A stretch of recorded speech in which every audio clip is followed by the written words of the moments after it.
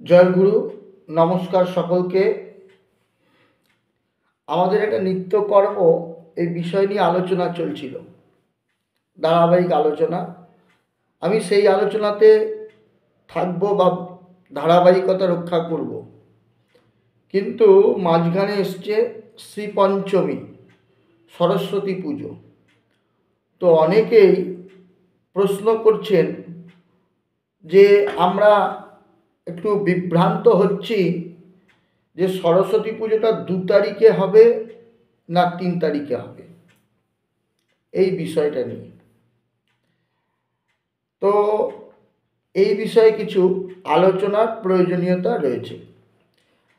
আমি এই বিষয়ে আলোচনা করার সময় আপনাদের দুটো কথা আমি মনে করিয়ে দেব, যে আমি যখন দুর্গা পুজোর সময় তিথি স্বল্পতার উপরে অনেক আলোচনা করেছি ধারাবাহিকভাবে, তখন কিন্তু আমি বলেছিলাম দুটো কথা, যে দুটো পঞ্জিকা আমাদের এই বাংলায় প্রচলিত আছে। দুটো পঞ্জিকার যে গণনা পদ্ধতি অনুসারে কিছু ব্যতিক্রম রয়েছে। একটা হচ্ছে দিক সিদ্ধান্ত পঞ্জিকা, যেটাকে আমরা বলি বিশুদ্ধ সিদ্ধান্ত, আর একটা হচ্ছে প্রাচীন যে পরম্পরার পঞ্জিকা, গুপ্ত প্রেস, PM বাগচি, পূর্ণচন্দ্র, বেণীমাধব, তারপরে কি মদন গুপ্ত ইত্যাদি ইত্যাদি।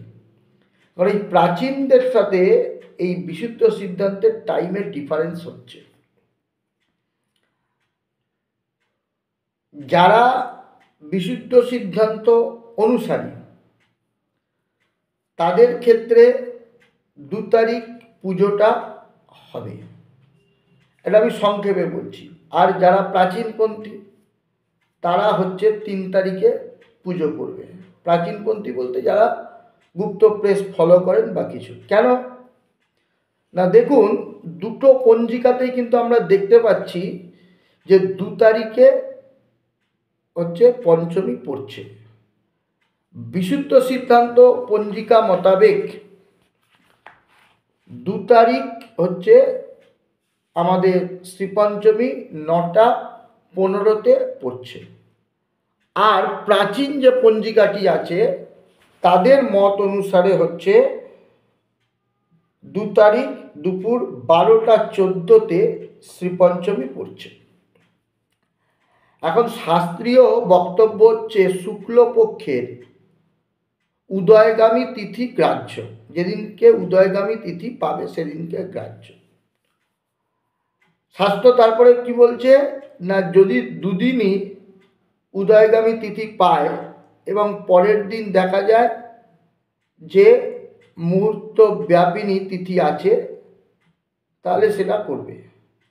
কিন্তু এখানে দেখা যাচ্ছে যেটা, যে বিশুদ্ধ সিদ্ধান্ত পঞ্জিকার ক্ষেত্রে মুহূর্ত ব্যাপিনী বলতে 48 মিনিট 2 দণ্ড। এখন বিশুদ্ধ সিদ্ধান্ত পঞ্জিকায় আমরা দেখতে পাচ্ছি যে সূর্যোদয় সেদিনকে আছে 6টা 19-এ,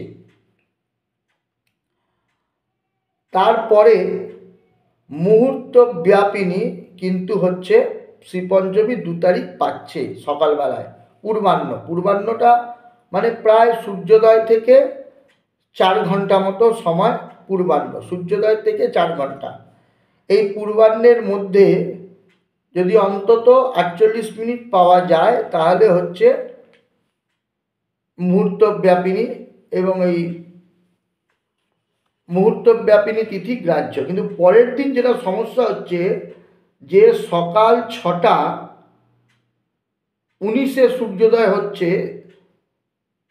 আর 48 মিনিট আমি পাচ্ছি না, কারণ পঞ্চমী হচ্ছে 6টা 53-তে ছেড়ে যাচ্ছে। আপনি যদি হিসাব করেন যে বিশুদ্ধ সিদ্ধান্ত পঞ্জিকা মতে 3 তারিখ 6টা 19-এ সূর্যোদয়, আর সেখান থেকে 48 মিনিট, তার মানে হচ্ছে 7টা 7 পর্যন্ত হচ্ছে তিথিটা থাকতে হবে। কিন্তু আমরা দেখছি যে 6টা 53-তে 3 তারিখ পঞ্চমী ছেড়ে যাচ্ছে বিশুদ্ধ সিদ্ধান্ত।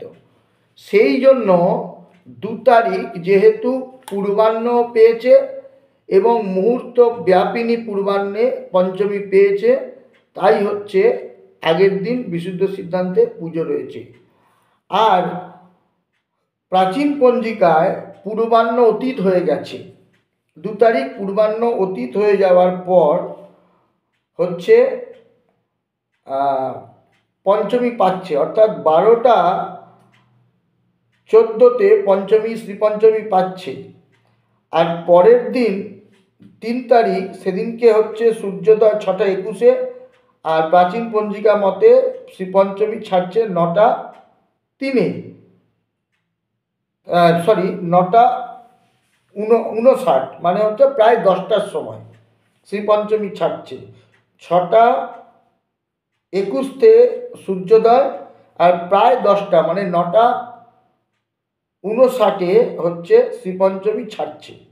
তাহলে এই যে দীর্ঘ একটা সময় পাচ্ছে, উদয়ও পাচ্ছে এবং দীর্ঘ সময় প্রায় 3 ঘন্টার কাছাকাছি, 3.5 ঘন্টার কাছাকাছি সময়, 3.5 ঘন্টারও একটু বেশি সময় প্রাচীন পঞ্জিকা মতে 3 তারিখ পঞ্চমী সকালবেলায় থাকছে। সেই কারণে প্রাচীন মত অনুসারে 3 তারিখ এবং গুপ্তপ্রেত এই বিশুদ্ধ সিদ্ধান্ত পঞ্জিকা মতে আগের দিন এইটা ঘটেছে।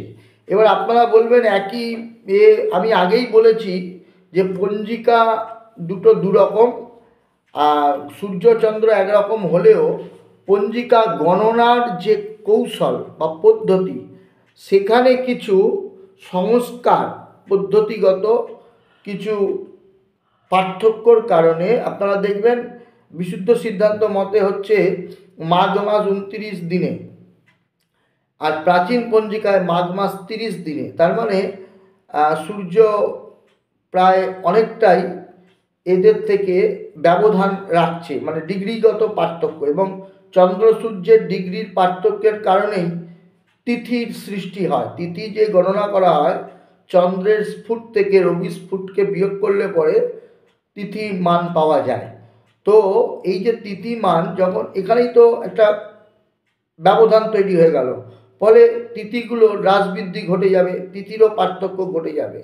সুতরাং যারা বিশুদ্ধ সিদ্ধান্ত ধরে পুজো করছেন তারা যদি 2 তারিখ পুজো করেন, সেখানে কিন্তু শাস্ত্রীয়ভাবেই ওই মতটা ওখানে দেওয়া আছে, এখানে কোনো ভ্রম নেই। আর যারা গুপ্তপ্রেত ধরে করছেন তাদের ক্যালকুলেশনে যেটা বেরিয়েছে সেই হিসাবে 3 তারিখ ঠিক। সুতরাং বিভ্রান্তি কিছু নেই। ব্যাপার হচ্ছে আপনি পরম্পরাবাদীভাবে কোন পঞ্জিকা অনুসরণ করবেন, সেটাই হচ্ছে আলোচ্য বিষয়। তো আপনি যেটা অনুসরণ করেন সেই পদ্ধতিতে এগোবেন, তাহলে আপনার কোনো সমস্যা নেই। জয় গুরু, নমস্কার সকলকে।